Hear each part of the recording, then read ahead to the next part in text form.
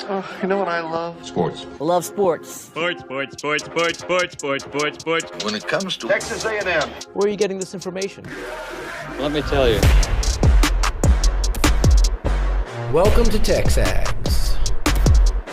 TexAgs Live. I feel like I should be listening to the theme song from the Jeffersons. You know, we're moving on up.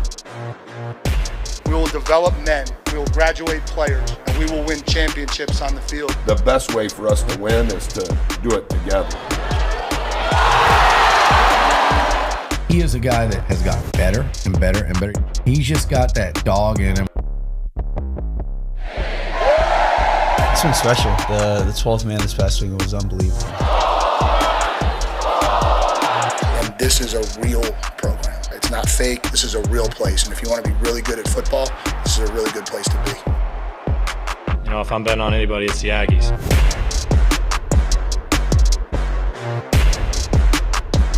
Buchanan. Nuño. How the hell? Excuse me to the kids listening. You can say hell, right? Hell's not bad. How the hell? Hell yeah. Hell yeah. How the hell did the Aggies win that game last night? Hell if I know. I was prepared to be angry today. Instead, I slept zero because my heart rate was out. When Manny Obaski hit that shot, I'm like, holy, another word, they just took the lead for the first time all game long. I know, it was a hellacious comeback. That's one of those games you look at. I tell you, did you ever see the movie Sixth Sense? Bruce Willis? Yeah. Yeah. And it's all kind of disturbing all the way through it. And then at the end, there's this twist that you never saw coming, and you couldn't believe the outcome. Yeah. That was that basketball game. Yes. It was like that movie. Usual Suspects, did you have the same thought? It's kind of the same thing. Yeah, you didn't see it coming, and then it happened. I didn't, and all of a sudden, like, was I expecting Manny Obaski? We were texting during the game because I was grumpy, right? And let me tell you why I was grumpy. I'm sorry, they know way more than I do, but I feel like A&M takes a lot of bad shots.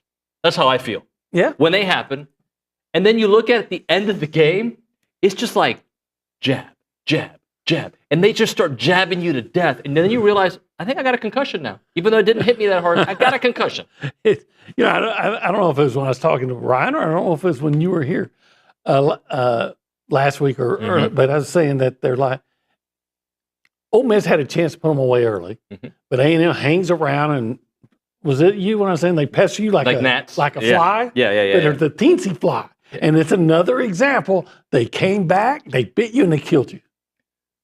Now, they killed those Rebs. I've been asking, and I got a Manny Obaski game, right? And the 12 points. You got a Manny Obaski second half. 12 points in the all his points came in the second half.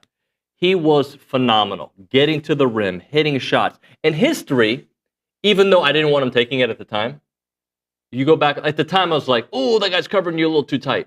Didn't matter. He caught it in motion. It was like he knew he was shooting when he got it, and he stroked the you-know-what out of that ball. Just perfect, just nothing but net. And it was funny because I was telling some of the people here. So when I watch the game, I'm on a website that keeps off the stats for you and updates the stats as you go, and it's ahead of the broadcast. Yeah. But I watch the game and then I refer to the stats, and it tells you a play-by-play. So if I missed, you know what it is. So anyway, the guy's about to shoot the free throw that he missed. And I just happened to glance down, and I'm like, wait, they're winning? What? Como? I got to watch this really closely. I got what a play. Let's go play through all the way around. The turn of events. 35 seconds left in the game. Ole Miss can't inbound the ball. Solo gets the steal. Zurich Phelps with a layup. Right? Down 2. Is it goaltending? Yeah. 19 seconds left. Barnes misses the field goal. Front end? Excuse me. 1-1. Yep. And Manny hits the 3. Is it that he misses the front end? I think it's Solo gets the rebound. Quickly over to Zurich, who had scored that layup before. So now Ole Miss sees him with the ball, and there's okay, here he comes, and he's flying down the court, and he's coming going right down the middle of the lane toward the basket, and Dio, the big guy that would have been out on Manny, comes to help out on defense, and then Zurich kicks it out, and Dio's trying to recover. Yeah. And it's like you said, Mo is just in perfect rhythm. Yep. Lets it go high arcing.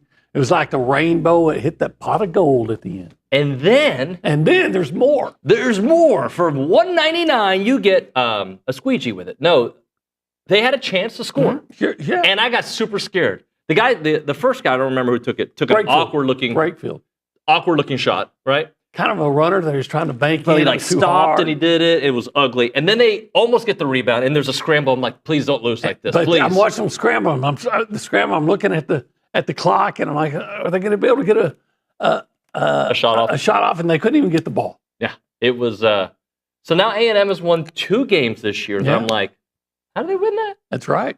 And both on the road. On the in road. SEC play. And they got another one on the road.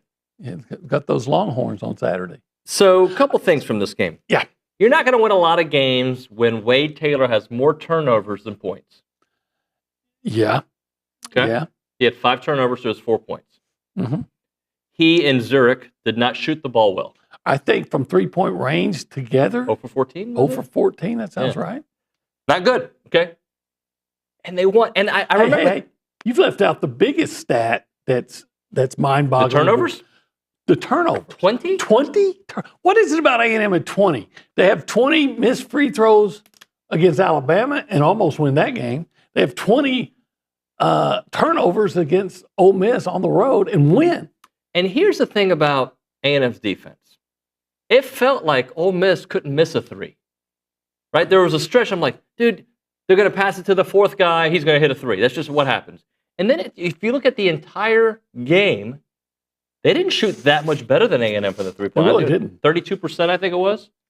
You know, we've talked about this before, but so much of it appears, so much of Buzz Williams' philosophy is based on math and averages, law of averages. And his Professor philosophy is that over the course of a game, they're going to miss, a lot of threes, and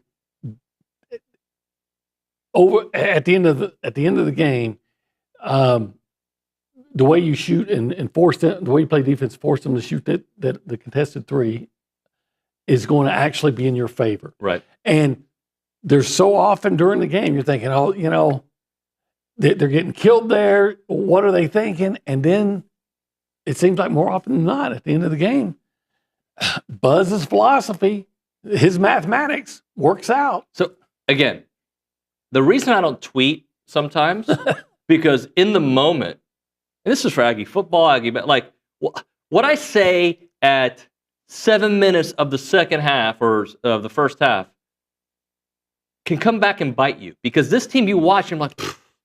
Like I had already made up my mind in that game. Not that I gave up on the players, but I'm like, I've seen this story before. What, by the way, we have with the Oklahoma game. But I was thinking it was a different story. I'm like, A&M shoots too many threes. They don't make them. Like that's their philosophy. And Ole Miss is going to get hot and get up to a big lead. Well, interestingly, they got up to an 11-point lead a couple different times, I believe it was. But A&M just found a way to keep it within striking distance. And then they were at their absolute best at the end. At the final 3:43 or 3:49, something. Ole Miss had just gone ahead by, I can't remember if it was 6 or 8. But they did not score a field goal again the rest of the game. Yep.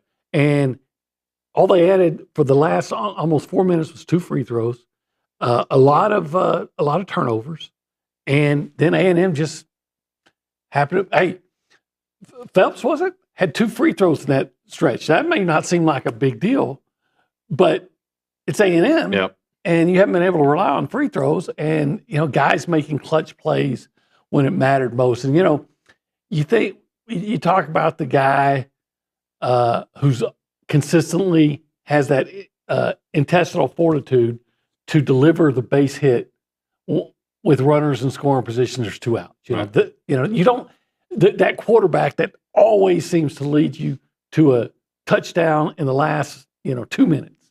there's some guys just have this ability to make the clutch plays when it matters most, and some guys wilt in that situation. And quite frankly, right now we're seeing a bunch of A&M guys that have the ability to make those clutch plays. So let's go through the metrics that would typically tell you disaster for A&M. Okay, right.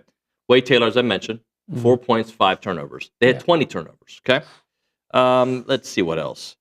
They only shot 9 free throws. Now they hit 75% of their free throws, but typically A&M, for their offense to work, they need to get to the line about 20 times. 20 times, right?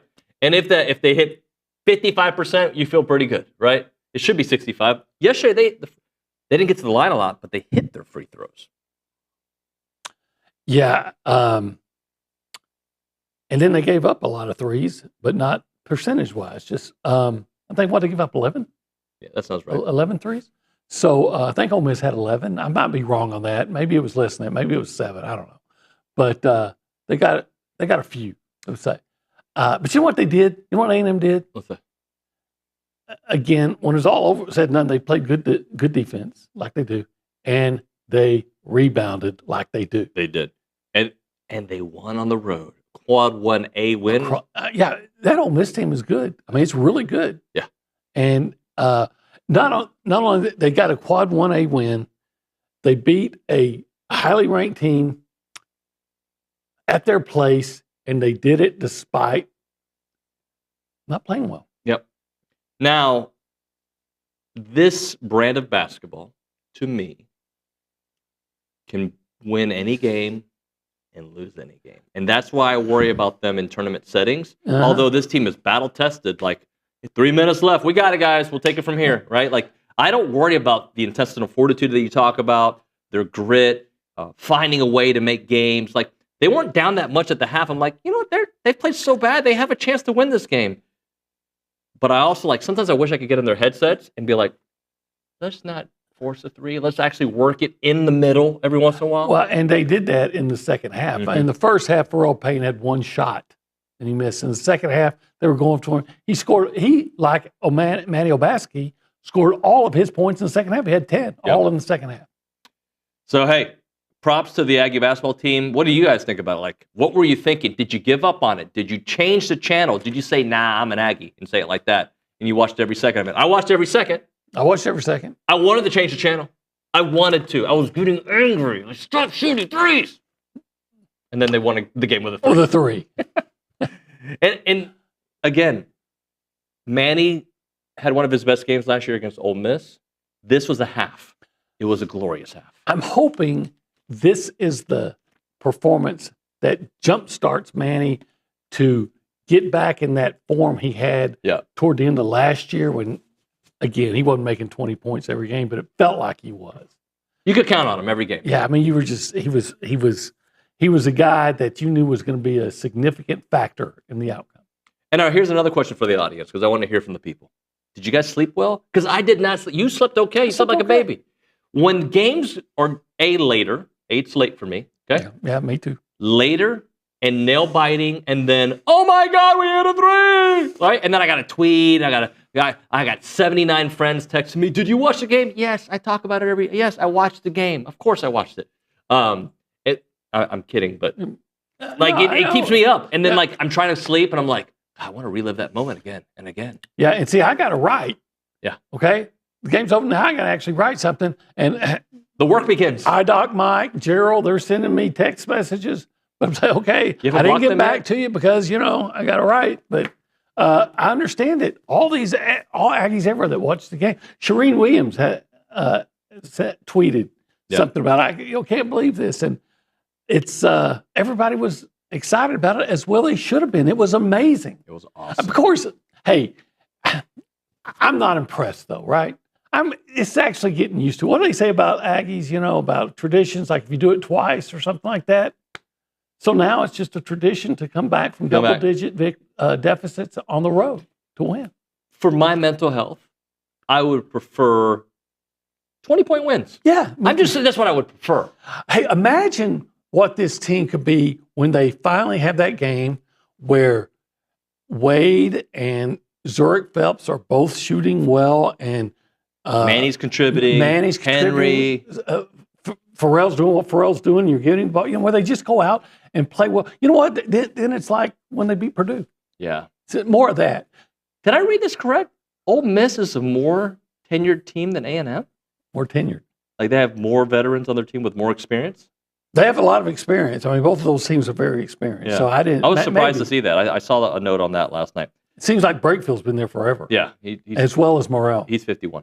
So just because I forget sometimes, what's the name of this show? This show? This particular show. Yeah, TexAgs Live, you mean? Yeah, the entire production. Yeah. TexAgs Live. Okay, thank you. Presented by a great guy. Yeah, David Gardner. David Gardner Schuler. Yeah, in this awesome room that we call the Rollo Insurance Studio. Yeah, we do. And then we actually have we cut a line in a little box, a little rectangle right here. Yeah. This area is kind of our attic, our basement, our cool zone. It is the cool zone. It's so cool. I want to wear a leather jacket and do the old Fonzie thing, but nobody would remember that. Yeah, that hasn't been cool. But he was the coolest guy. Was he? Back then, but then we found out he didn't really. But it was actually, he was actually. He was not that cool. But this place is cool. It's even cooler because it's the holistic planning. The holistic planning cool zone. You know what holistic planning will do? They'll do tax investments. They'll do estates. And you can invest in pro sports through holistic planning. They'll kind of like broker the deal for you. They'll get it done for you. Investinprosports.com is the website. If you want to answer any of the questions I sent you or I asked you, do it at the Boss Firearms hotline. You can call us up. We'll take the call, 979-693-1150, or you can text that same number, 979-693-1150. We go around the room. We go through that door, behind the glass. We say hi to Nick Savage. Nick, good morning.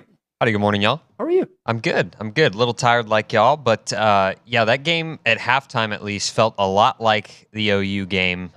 So, in my head, I was like, well, they're down 6 or 7, whatever it was, and they got a chance to come back. But Luke Evangelist doing a great job. Everyone gives him a hard time for his tweets and whatnot, but they are very informative. He actually put one out this morning, and I'm going to read it here. Texas A&M jumped up 4 spots to number 14 in the net ranking, which is 1 spot below their highest net ranking ever, which is 13. They were ranked that December 8th, 2023.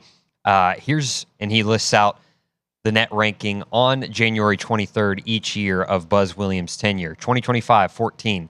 Last year, 39th. 23, they were 54th. 22nd, they were 61st. 2021, 139th. And 2020, they were 139th. So off to a screaming start this season for Buzz Williams and co. Interesting. Well, I think they were 19th in the net going into that game, and you get a quad 1A win. Of course, you're going to jump up. Yeah, it's keep jumping, but you don't get a lot of rest. You get a late game on Wednesday, and then you got a Saturday 11. I mean, a 1:30 game against Texas on the road, and Texas is playing good. Look, we've said it before. We'll say it again. The bad teams in the SEC are very good. Yeah. Did you see South Carolina, which I think is they should have won that game, if not for one atrocious inbound pass that gave an easy bucket to Florida. That's what they're saying right now.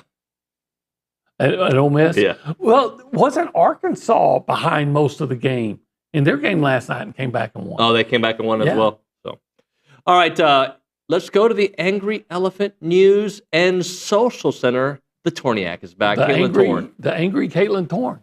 No, I'm not angry. I thought being called Torniak made you angry.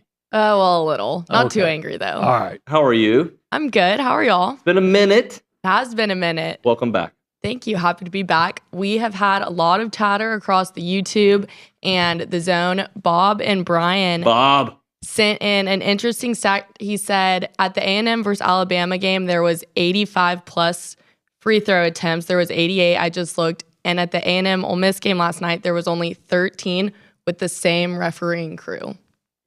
That's interesting. I wonder if they got the memo. Either that, or maybe the guys didn't foul as much. Well, I think the broadcast team last night, Tom Pard, and who was the other one that was there? Dane Bradshaw, I believe. Yeah. They did a good job of, Dane Bradshaw did a good job of saying part of the reason that Ole Miss wasn't going to the line a lot is they settle for a lot of outside shots. Outside shots, right? And A&M also, to me, even though they're a driving team at times, they were also in the first half settling. Yeah. Plus, I had a friend one time that officiated high school basketball, and a coach yelled at him one time and said, they've got we've got like 20 fouls. They got 10. How do you explain that? And he said, you're fouling more. Yeah. Sometimes Sometimes you foul more. Sometimes you don't. Yeah. I don't foul very much. I will take your word for it. Let's do one more text, can we, Caitlin? We got a text for OB from iDoc Mike 98. He said he watched every second and said he was sorry for texting you late, OB, but he was sending his thoughts and prayers for you writing so late. Well, I didn't mind. It's just that, just don't expect me to answer. Right. Because I got to do the writing part. I always feel compelled to respond. I used to, but now I'm like, it's midnight. I got to work, bro. And then I figure by the time I get finished writing, I figure they're asleep. Yeah. Wouldn't you be? I mean, or at least trying to be. Heck yeah. I mean, I'm trying to sleep. I wanted to go to sleep last night at 8:00 before the game started, but Obi-Wan? Yeah. So it's Thursday. It is. They just won a great basketball game. You got to celebrate. You got to celebrate. And some people celebrate with spirits. Yeah. I celebrate with a good spirit of food. Oh, yeah. Meat. I'm a carnivore. I like meat. Meat and if I want a whole bunch of meat, the place I want to go to is 1775. And why do you want to go 17? What is give me your why. I'll tell you why. But I ask you why, Oakley. Because they have meat. And it's good meat. In fact, it's outstanding. It's great. It's great meat. Ranked number 1 in the meat contest. In fact, that's where you should meet if you want great meat. If you were measuring like the different meats of the best, you go with 1775 for that brisket. That Texas barbecue is amazing. The pork ribs, how much I like the sausage, and then of course you get our favorite side, the queso mac. They have other sides too. They do. That's just our favorite one. So what I suggest we do is at some point we do a 1775 field trip, and we tell the people we're going today. Well, and then the people got to go. Yeah, iDoc Mike had texted me just yesterday. Say, hey, I haven't been there yet. When can we go? Whenever you guys go, tell me so I don't go. I'm just kidding, iDoc. I love you. So, but I couldn't do it this week. But next week, iDoc Mike. 1775txbbq.com 979-492-6241. Go check it out.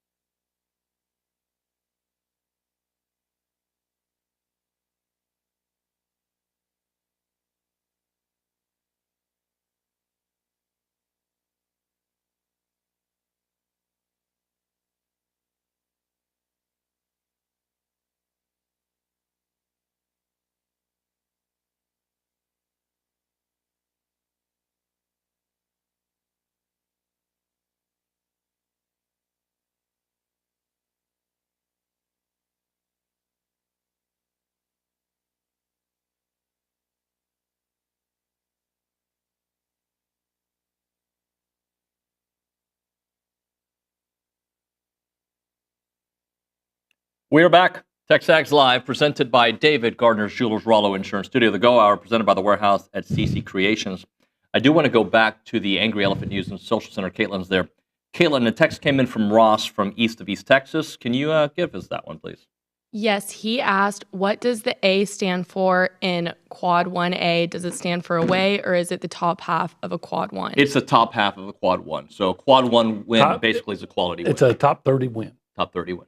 Yeah. So it is a quality Quad 1 is considered top 30. Quad right? 1, I think. And Quad A is the higher part of 1A. I think. Yeah, I looked up the other day because I didn't know Quad 1A, and it said top 30 win. Okay. Maybe top 30 on the road.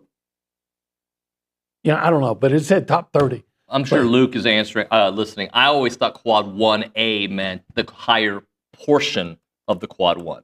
So whatever that means. I think what was Ole Miss coming into this game 16th in the country, but I don't know what their net was. Their net was based on net, not on rank. Yeah, I had looked it up. I can't remember. Yeah. I think according to regardless, it's a quality win. According to what I'm reading is Quadrant 1 in college basketball refers to games played against teams ranked in the top 30, 50, or 75, depending on where you are, I guess. So so I think Quadrant 1A comes out to it was top 30. Anyway, whatever it does is it makes you go it raises you 5 points in the net rankings. And based on the net rankings, then A&M, what did we say, 14? So that would get you a 4 seed. Yeah. And potentially last night, I think it was Luke who said it, that maybe he was listening to Joe Lenardi, but that win could potentially move you up a seed line back into the 3 seed. Yeah. Oh, without a doubt. So there's just a lot of work to be done because, like we said, even though Texas has been struggling a little bit with their win-loss, what are they, 2-4 in the SEC? You can't go over there just thinking, okay, we're going to show them win. That's it. There's no game in the SEC that's easy. There. None. But the art of winning the clutch game or the clutch shot to win the game or find a way to just stay in breathing room. Because the way they were playing, to me, if you just showed me this team has 20 turnovers and their best player has 4 points, and they only get to the line 9 times, and they're a team that likes to live at the line, I would say this team got blown out. Yeah, Buzz said as much last night, and he said the same thing at Oklahoma. But they find a way. They're kind of like, that whole game, or the way they approach it, it's kind of like when I go play blackjack. I know I'm going to hit a period where I just can't win. Right. So I just gotta be able to stay there and get through that.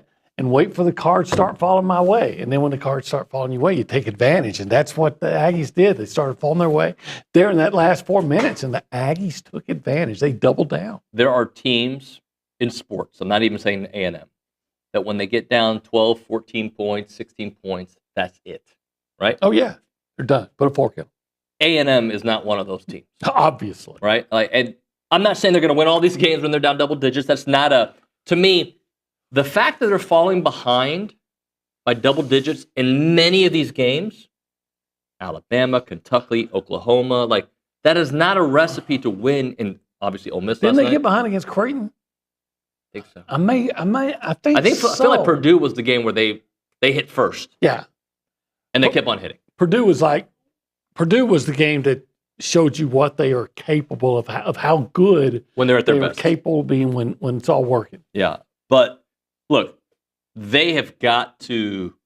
It's a long SEC season still left. Yeah, still got one. Are they 4-2? 4-2. So you're only 1/3 of the way. 12 games left. If they continue that 8-4, a 12 win team would be. I would bet that if you won 12 games in the SEC, you're a 3 or 4 seed. That you're at least a 3 seed. Because it's without a doubt the strongest conference in America, and you're going to pick up. If you win 8 more games, you're going to pick up some more Quad 1 wins, and none of your losses probably going to be held against you. Protect your home court and win the games you're supposed to win on the road. I think you're supposed to win against Texas. Doesn't mean you're going to beat Texas. I think you're supposed to win. You're supposed to. Put the schedule back up for me, Nick. I'd like to see that if you don't mind. some of these games. So, like, you should win at Texas. By the way, you should beat Oklahoma at home. You should. You should. You should beat South Carolina on the road. I don't know if you should beat number 22 Missouri. I don't know if you should is the right word, right? But those next 3, you should win. If you win those 3, you're at 7 wins.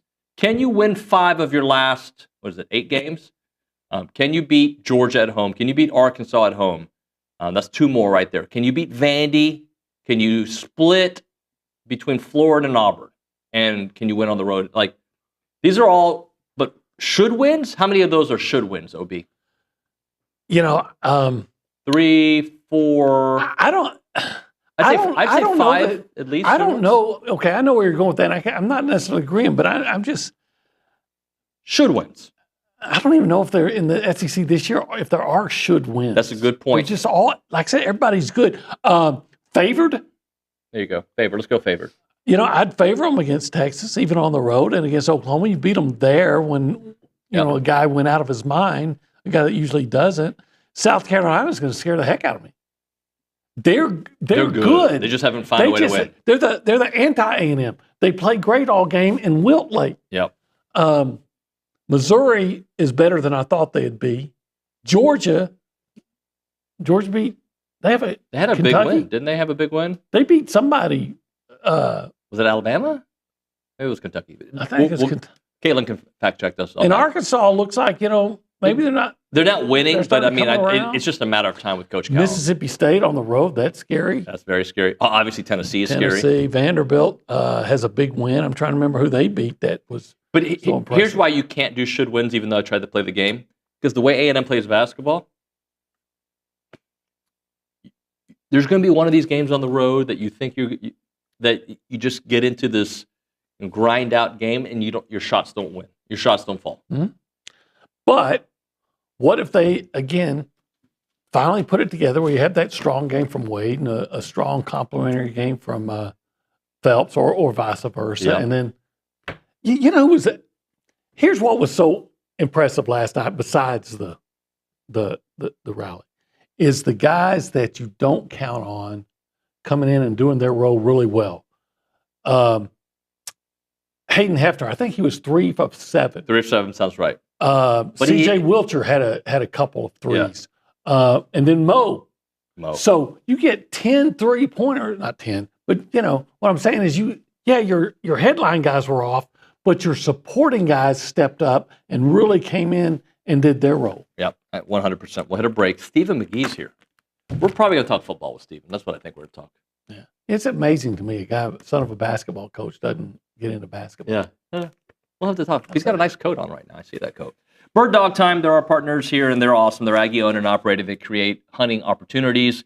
They'll find it. They're basically an Airbnb for hunters, but they're also there for the ranch owners to find money on your land and find hunters for your land, right? They're going to do all that. They're adding to their family of ranches all the time, and those landowners are making money thanks to their efforts. And it's not just getting folks on your land. Of course, you're going to make money doing that if you get folks on your land. But they are also going beyond that, helping landowners aggregate tax benefits. So wildlife, we know about that one. Ag exemptions, we know about that one. But there's many other opportunities out there, and they're going to do the work for you and find you the tax benefits for you. All right. If you're running cattle on your land, if you're farming, Bird Dog's going to help optimize those tax benefits. And again, here's the best part of it. They're helping many of their clients make $100 to $500 extra per acre of land. They can be your personal consultant and help you maximize your income on your land. If you're a ranch broker, you need to talk to them as they can help you or your buyer and seller understand the additional ways to make money. The website is birddogit.com. Birddogit.com. Check it out.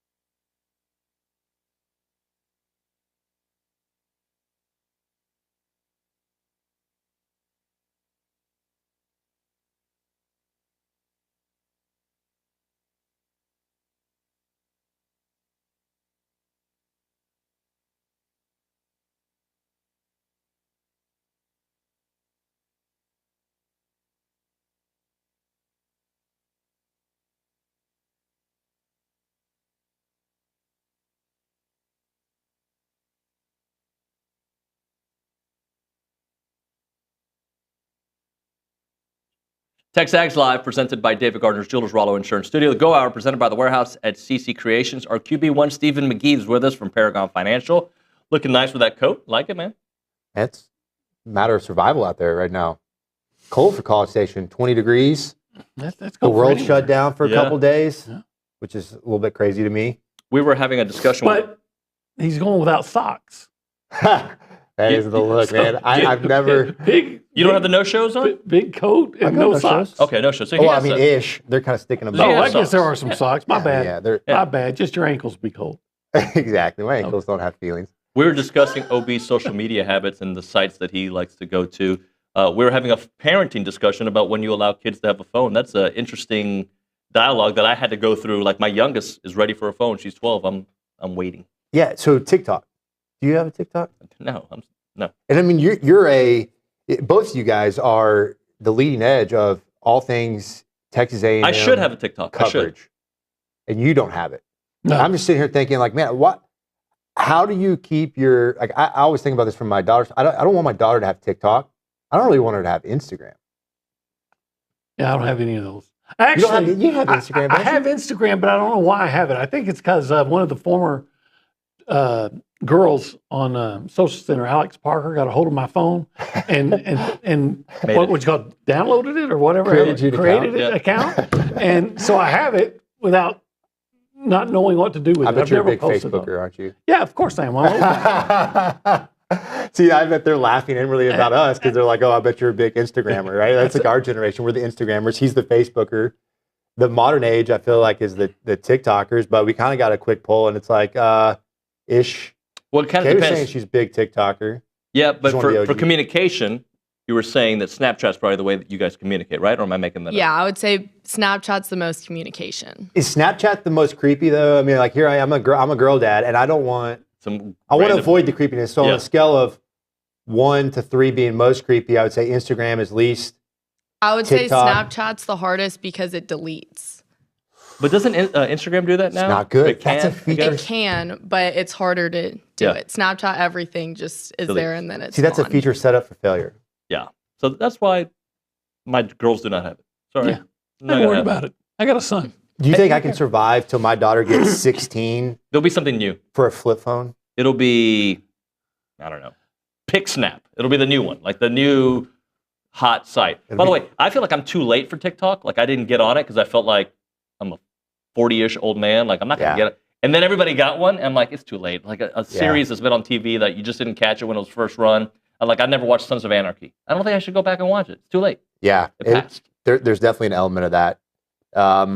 I'm there with you, honestly. Yeah. I'm kind of happy on Instagram. I get what I need. It's got a good... The algorithm knows you, right?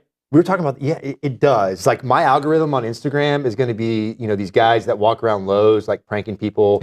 You've got the Barry, the last name I can't say on radio right now. Can you look for my lost brother? And they'll put it on the PA. I get a lot of those. Yeah. This guy that like walks up to other dudes and is like, "Hey, cutie pie," and they're like creeping out people. You've never seen these prank videos? Well, of course you haven't. You're on Facebook. You know what? I know you're what I'm talking about. They're funny. They're funny. It's funny. You would laugh. What does your algorithm have, OB? Judgment free. It's not. There's no. What's an algorithm? Hey, but like my algorithm. I don't have any rhythm, so. This is true. My algorithm is going to have politics and it's going to have some fights, which wouldn't surprise anyone. You know what my fights are? Golf courses. Oh, that's pretty good. Yeah, I'll go nose me. Like, it's like two guys, like, you're hitting in the group in front of you. They go at it on the golf course. Oh, so things that pop up on that you look at a lot. Yeah. Mine's, you know what? I get all these videos of German Shepherds. Yeah. I like dogs. Oh, I love dogs. Yeah, that's a good one. Hey, I can hear people typing right now, talk sports, guys. So I will ask you.